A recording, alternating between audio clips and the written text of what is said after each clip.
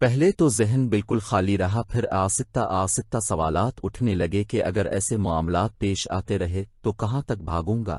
کیا فرار حاصل کر کے ان چیزوں سے چھٹکارا حاصل کر پاؤں گا؟ تم اپنا دفاع کیوں نہیں کرتے؟ کیا تمہارا دامن بالکل خالی ہو چکا ہے؟ جو فیض و عطا تمہیں دی گئی تھی اس کو استعمال نہ کر کے اپنا اور دوسروں کا بھلا کیوں نہیں کرتے؟ یہ علم تو بلٹ پروف جیکٹ کی طرح ہے، فائروال ہے یہ، تو انہیں اپنی حفاظت کے لیے استعمال کیوں نہیں کرتے؟ تو بڑا بنا پھرتا ہے اور مخلوق خدا کا درد سینے میں اٹھائے رکھتا ہے اور فخریہ کہتا رہتا ہے کہ میرے لیے اللہ ہی کافی ہی، تو اس ذات کافی کی عطا کو استعمال کیوں نہیں کرتا؟ تجھے ڈر کس بات کا؟ ایمان کے چھن جانے کا، نیکی کی آڑ میں کسی گناہ کے سرزد ہو جانے کا؟ خیر، ایک طویل عرصہ کی کشمکش کے بعد میں نے فیصلہ کیا کہ سسک کر آزر کے ساتھ زندگی گزارنے سے بہتر ہے کہ حق اور جائز کام کے لیے اور کم از کم اپنی حفاظت کے لیے وظائف کی دولت کو استعمال کیا جائے۔ لہذا میں نے عصر سے مغرب تک اپنے پاک اللہ کی حمد و ثنا کی اور ایک مخصوص ساتھ میں وظائف پڑھ کر خود پر دم کر لیا۔ جس وقت میں وظائف پڑھ رہا تھا مجھے اپنے پورے بدن میں یکدم جھرجھری محسوس ہوئی اور سرد سی لہر پاؤں کے انگوٹھے سے اٹھی اور سر کے مقام اخفا تک مجھے سن کر گئی۔ مجھے لگا یہ مقبول دعا کا اشارہ ہے، فیض ربانی کا احساس ہے۔ یہ سوچنا تھا کہ مجھے اپنے اندر والہانہ اطمینان محسوس ہوا، اور پھر میں نے رب ذوالجلال کے حضور اپنے ساتھ پیش آنے والا معاملہ پیش کیا اور اس کو سلجھانے کی دعا کی۔ میں بابر حسین کی مدد کرنا چاہتا تھا، لیکن اس کے لیے مجھے اپنے اندر خوابیدہ قوتوں کو مجتمع کرنا تھا اور مجھے اس کا راستہ دکھی دے گیا تھا۔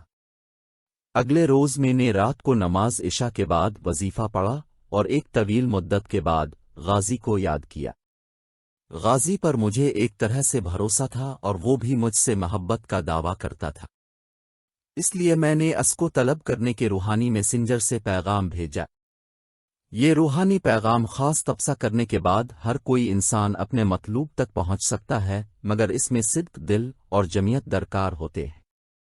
یکسوئی اور ارتکاز کا وہ لمحہ چاہیے ہوتا ہے جو انسان کو تمام خیالوں سے نکال کر ایک لفظ کے پرتوں میں اترنے کا ہنر سکھاتا ہے۔ ایک وضاحت کر دوں کہ میں نے غازی کو تسخیر نہیں کیا تھا، تسخیر کے لیے عملیات کا سہارا لیا جاتا ہے، لیکن غازی سے میرا دوستانہ تھا۔ میں 10-11 منٹ تک وظیفہ پڑھتا رہا، اس کے بعد 2 منٹ کا عمل مزید کرنا تھا جس سے غازی بندھا ہوا تھا۔ میں نے عمل پڑھا لیکن غازی نہیں آیا تو میں حیران ہوا کہ اس کے ساتھ کیا ہو گیا ہے۔ مجھے اندیشہ ہوا کہیں میں عمل غلط تو نہیں پڑ گیا۔ اس لمحے میرے جسم میں سنسنی سی پھیل گئی۔ کا یک یاد آیا، غازی نے مجھے انتباہ کیا ہوا تھا، بھائی اگر تم نے یہ عمل غلط پڑھا تو میں نہیں آؤں گا، لیکن جو آئے گا وہ تمہاری جان بھی لے سکتا ہے۔ یار بندہ بشر ہوں، غلطی تو ہو سکتی ہے، اگر کبھی غلط عمل کر بیٹھوں تو مجھے کیا کرنا چاہیے؟ میں نے پوچھا۔ واہ جی واہ، مفت میں تو نہیں بتا سکتا، اس نے ہاتھ لہرا کر کہا، کوئی کھانے پینے کی رشوت ہو جائے ذرا۔ اچھا بولو کیا کہو گے؟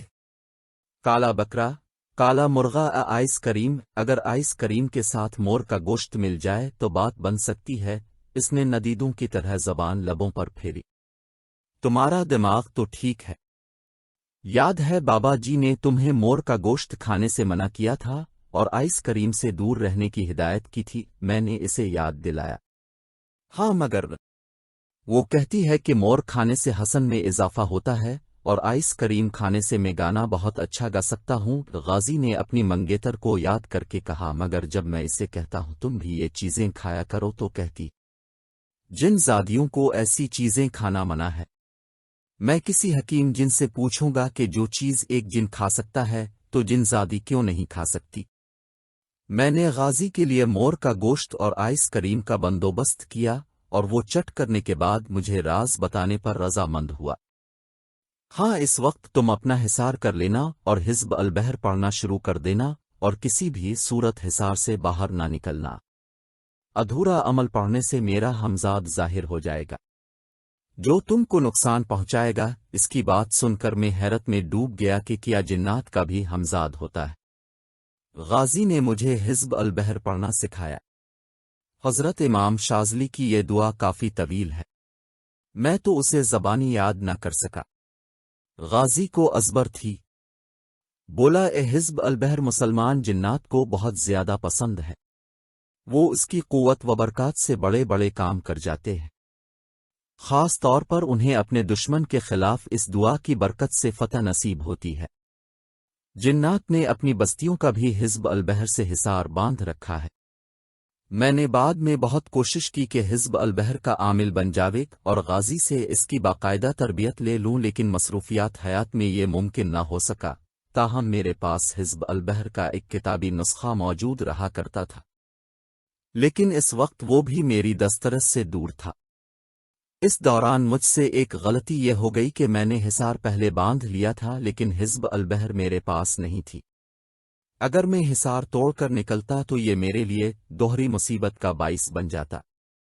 بالفرض میں نے غازی کو بلانے کے لیے جو عمل کیا تھا وہ درست بھی ہوتا تو تب بھی مجھے حصار میں ہی بیٹھ کر اس کی آمد کا انتظار کرنا تھا۔ حصار سے باہر جانے کی صورت میں غازی آگے جاتا تو اس کو عمل کے سحری اثرات سے نقصان پہنچ سکتا تھا، اور کسی دوست جنزادے کو عمل سے نقصان پہنچانا اچھی بات نہیں سمجھی جاتی۔ ایسی صورت میں جنزادے کی قوت مسخر میں کمی ہوتی ہے اور بسا اوقات اس کی ہلاکت بھی ہو جاتی ہے۔ بھلا غازی کے ساتھ میں ایسا کیسے کر سکتا تھا؟ میں اپنی جان تو دے سکتا تھا، لیکن غازی کو نقصان پہنچانے کا سوچ بھی نہیں سکتا تھا۔ وہ یار من تھا، میں اسی شش و پنج میں مبتلا تھا کہ کیا کروں کیا نہ کروں۔ پھر میں نے سوچا کہ مجھے دوبارہ عمل کرنا چاہیے۔ میں ایک طویل عرصہ بعد غازی کو یاد کرنے کا یہ عمل کر رہا تھا، لہٰذا دل میں وسوسہ پیدا ہونا فطری بات تھی کہ کہیں عمل میں کسی لفظ کے تلفظ کی ادائیگی میں کوئی کوتاہی نہ برت بیٹھا ہو۔ یہ عمل کوئی لمبا چوڑا تو تھا نہیں، اسماء ربی میں سے چند اسما مبارکہ تھے جن کی تاثیر سے غازی پردہ غیب سے باہر آنے کی قوت حاصل کرتا تھا۔ میں نے دوبارہ عمل کرنا شروع کیا ہی تھا کہ کمرے میں کوئی شے دھپ سے آ کر گری۔ اس کی بھاری بھاری گرم اور باسی سانسیں مجھے صاف سنائی دے رہی تھیں۔ مجھے احساس ہو گیا کہ یہ غازی نہیں ہو سکتا اور میں عمل غلط پڑھ چکا ہوں۔ جبکہ دوسری بار عمل پڑھتے ہوئے مجھے صرف 1 منٹ ہی ہوا تھا، تو کیا یہ غازی کا ہمزاد تھا؟ کسی انسان کے ہمزاد کا نام تو سن رکھا تھا، لیکن ایسے کسی ہمزاد سے ملاقات اس وقت مجھے یاد نہیں تھی۔ ایک جن کے ہمزاد سے ملاقات کرنا عجیب سا احساس پیدا کر رہا تھا، جبکہ غازی کہہ چکا تھا کہ یہ نقصان پہنچاتا ہے، تو اس کا مطلب یہ ہوا کہ جنات کے ہمزاد کا شر ان سے بھی زیادہ ہوتا ہے۔ یہ بات تو میں بتا چکا ہوں کہ جنات انسانوں سے زیادہ شر پسند ہوتے ہیں، ان میں فطور کی قدرت زیادہ ہوتی ہے، کیونکہ آگ سے بنی ہوئی مخلوق میں نار فطرت بھڑکتی رہتی۔ میں دل میں خوف محسوس کر رہا تھا، لیکن میں نے عمل پڑھنا جاری رکھا، بلکہ پہلے میں خفی طور پر پڑھائی کر رہا تھا، لہٰذا اپنا خوف زائل کرنے کے لیے عمل جہر شروع کر دیا۔ یہ سنتے ہوئے غازی کا ہمزاد کی باسی سانسوں کی بدبو سونگھ کر میری سانس اٹکی اور میں لہجہ بھر کے رکا۔ کمرے میں اے سی لگا ہوا تھا، لیکن مجھے محسوس ہو رہا تھا کہ اس عفریت نما ہمزاد کی موجودگی سے کمرے میں حبس اور گرمی بڑھ گئی ہے۔ چپ کر، وہ بولا کسی مجہول کی طرح۔ میں نے اس کی سنی کی، عمل پڑھتا رہا، بلکہ آواز مزید اونچی کر دی۔ اسے میری جسارت ناگوار گزری اور کسی گرم بگولے جیسا ایک تھپڑ میرے منہ پر جڑ دیا۔ تھپڑ کی شدت بہت زیادہ تھی، میں الٹ کر حصار سے باہر تک آ گیا۔ پھر اس نے مجھے گریبان سے پکڑ کر اٹھایا اور میرا سر چھت سے جا ٹکرایا۔ شکر ہے اس وقت کمرے کا پنکھا نہیں چل رہا تھا، ورنہ سر اس سے ٹکراتا اور اس کے پرخچے اڑ جاتے۔ میں پڑھائی بھول گیا اور یوں دوسری بار بھی میرا عمل ادھورا رہ گیا۔ ان راہوں پر چلنے والے ان مصیبتوں کو خوب جانتے ہیں کہ کسی نامکمل عمل کے نتیجے میں اسے کتنی مصیبتوں سے پالا پڑ سکتا ہے۔ وہ زندگی بھر کے لیے عقل و فہم سے عاری ہو جاتا ہے، مدہوش زندگی گزارتا ہے، معذور ہو جاتا ہے، تڑپ تڑپ کر مرتا، اور نہ جانے اس کے عزیزوں کو بھی کن کن مصیبتوں سے گزرنا پڑتا۔ اسی لیے سیانے کہتے ہیں کہ مرشد کامل کی مدد کے بغیر کبھی عامل نہیں بننا چاہیے۔ جہاں تک میں جانتا ہوں، بہت سے عامل بھی یہ راز نہیں جانتے ہوں گے کہ جنات کے بھی ہمزاد ہوتے ہیں۔ یہ تو غازی جیسا میرا دوست تھا جس نے ایسے راز سے آگاہ کر دیا تھا۔ میں تو اپنی غلطی کی وجہ سے اس حالت تک پہنچا تھا، اور آج ایک انسان کی مدد کرنے کی غرض سے میں موت کے منہ میں جا رہا تھا، ماہی بے آب کی طرح ہوا میں تڑپ رہا تھا۔ غازی پر تجھے بڑا مان ہے، اگر تو مجھے یار بنا لیتا تو میں تیری رکشا کرتا، تجھے جیون کی لذتوں سے مالا مال کرتا۔ اس نے میرا گلا دباتے ہوئے کہا، تو اگر چاہے تو میں بھی تیرا دوست بن سکتا ہوں، لیکن تجھے یہ دوستی میری شرطوں پر کرنی ہوگی، ورنہ گلا دبا کر ادھر ہی مار دوں گا تجھے۔ میں نے پھڑپھڑاتے ہوئے بمشکل کہا، اچھا، اس سے زیادہ تو بولا نہیں جا سکتا تھا۔ اس نے مجھے اتارنے کی بجائے اوپر ہی چھوڑ دیا، اور میں جب نیچے گرا تو ٹانگیں دوہری ہو گئیں اور کمر ساکت ہوگی پہ حس ہو کر پڑا رہا۔ لمبی لمبی سانسیں لے کر ہوش سنبھالنے لگا۔ بول منظور ہے؟ وہ چہرہ میرے قریب لے کر آیا تو میں نے خوف سے آنکھیں بند کر لی۔